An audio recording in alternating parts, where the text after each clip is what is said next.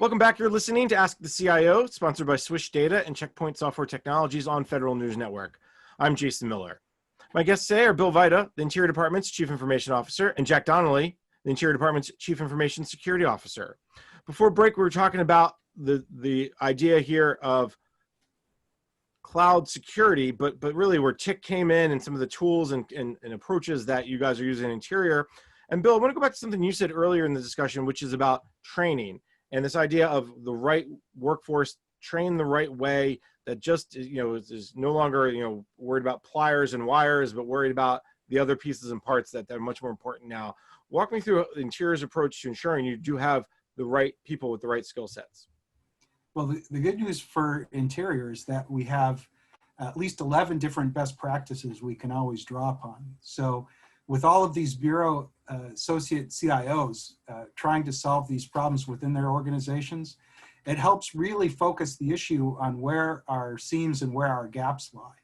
So when you're confronted with, as a CIO, finding solutions that work within your Bureau, and you've got an opportunity to share those solutions with your peers across the department, there's a lot of valuable lessons learned and a lot of valuable information that's exchanged across the way. So as one part becomes more savvy with a particular solution, the whole organization becomes more savvy. We've got a lot of great associate CIOs within the department who work well together. They share their lessons learned. They make sure that that information that they're collecting and that knowledge is being transferred amongst each other, amongst their peers. And so that gives them a great opportunity to gain knowledge where maybe they don't have to make a commensurate investment in the relationship. Beyond that, though, I think we're taking a look at the long term with the ascendance of chief data officers once the Open Data Act was passed. It's clear that government is as a whole moving towards a time where we have less people directly employed supporting those basic technical skills you need to work within the IT industry and government, and really try to fill the room with as many problem-solving analysts that you can, because that's where the higher value comes once the clouds free you from having to spend all your time worrying about operations. And so when you look at the 40-year investment that you have with a typical Fed, and the highest value that you can find when making that investment, it's going to be in skills ultimately that don't require a 6-month to 2-year refresh cycle to stay current with the latest technology that's coming on board. It's really taking a longer view of those people's careers and how they continue to become expert problem solvers and leverage that data to greater benefit. And so right now we're seeing kind of the nascent most discussion around that. You're seeing the early formings of those relationships, whether it's between bureaus within the department or between people working with our vendor partners in maintaining those environments, but it's beginning. It's starting to see traction. And one of the most exciting things to come out recently was refocusing on how to develop the federal IT workforce towards that future. How do you take people who are in their mid-career roles and start moving them towards that vision of being that excellent group of problem solvers and analysts? And the real world isn't chivalrous. It throws us a curve every once in a while and gives us a chance to test out how resilient those ideas are. And the good news is even during moments of crisis, it's absolutely clear the world still needs good problem solvers. I like your terminology of problem solvers.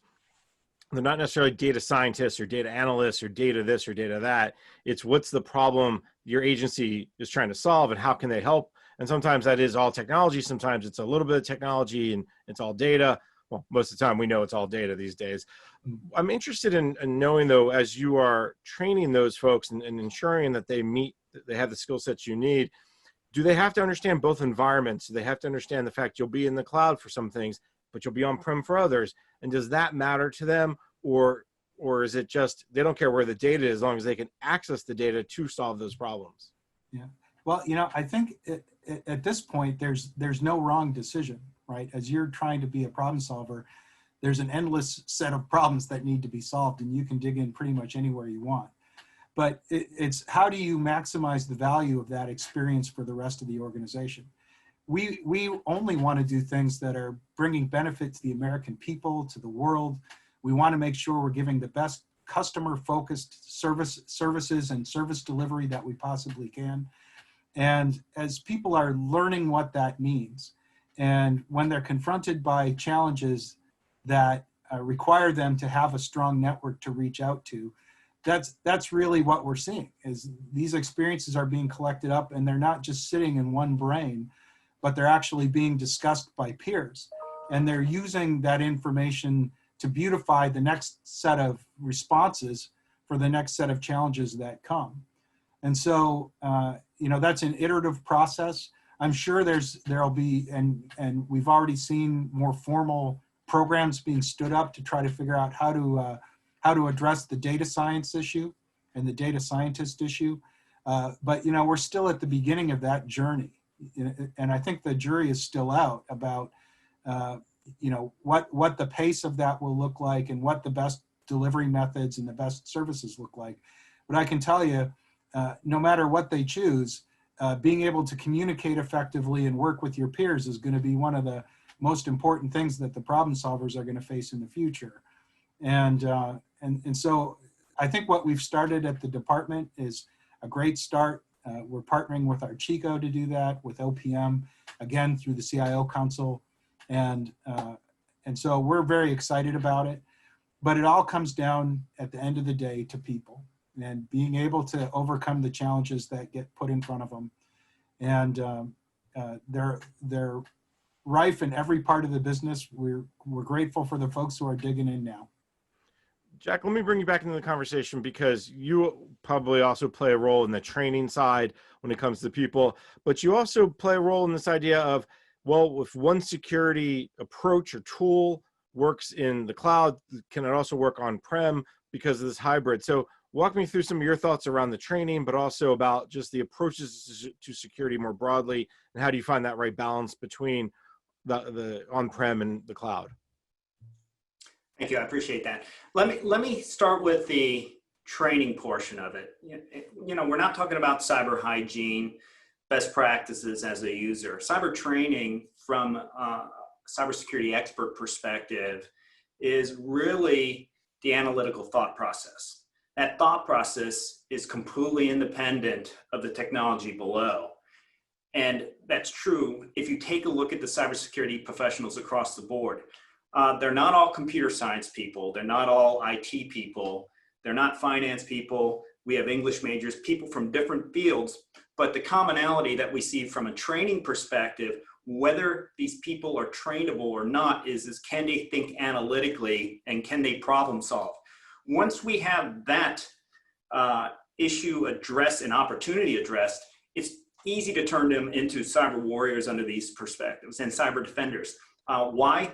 They have the mindset and the thought processes that turn around and say, this is how we problem solve and provide solutions to the organization. Now, in terms of cloud implementation and that distinct line between cloud and on-premise, that line is disappearing. In fact, it's all about how do you get different solutions and integrate them together. And from an IT perspective, if we can't make that service seamless as possible, then we're not providing a good IT service across the board. And that's true from a cybersecurity perspective. I think when technology was less developed, required much more low-level skills, meaning you really had to understand the technology, the bits and bytes, and you didn't have these abstract tools and simple to easy access tools that you use to process information and do the analytics. That was the technology challenge in the past. But now, it's not about the technology. In fact, the technology is enabled between the cloud and the on-premise solutions to the point that it is becoming more seamless. So when we talk about data in the cloud from a cybersecurity operations center and working with that data, the answer is I'm not aware of it and I shouldn't be aware of it. I may understand it from an acquisition perspective, from a contract perspective, maybe two different vendors, but for the analyst that's working with the data and the solutions, where that data sits is not relevant, and that technology line has disappeared, and I expect that trend to continue in the future. Do you get a sense that while the data line has disappeared, from a tool perspective, are there different tools for on-prem and in the cloud? Or is that what you mean by the data line? It doesn't really, tools will pull the data and that's what you really care about. It doesn't matter if this antivirus tool or if this firewall tool, where it sits, it's what's the data I'm getting from it. And then that's where I can help make better decisions. Yeah, and I think if we talk about the continuous diagnostic mitigation program, I think if we saw the solutions 10 years ago, there's a difference between on-premise and off-premise, and there wasn't the one-to-one mapping. But if you take a look at it now, is there antivirus on the on-premise? The answer is yes. Is there antivirus in the cloud? The answer is yes. Is there data loss prevention on and off-premise? The answer is yes. So if you take a look at all the high-level requirements in terms of threat analytics, data loss prevention, privacy protection, and the other things that are important from a cyber perspective, there is not only a one-to-one mapping, but those solutions work together almost seamlessly. In fact, you have to make a concerted effort to make bad choices at this point, right?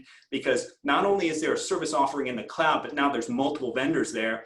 And regardless of what solution you're talking about and what vendor you pick, you realize there's a competitive view and a competitive product that is not only trying to get your business, but is a choice that you have from a perspective. So that's a good position to be in from a federal government position. It's nice to be in a good position sometimes. I know that. Let's take a quick break. When we come back, we can continue our conversation. Maybe we'll talk about something else besides security. I'm Jason Miller, and you're listening to Ask the CIO, sponsored by Swish Data and Checkpoint Software Technologies on Federal News Network.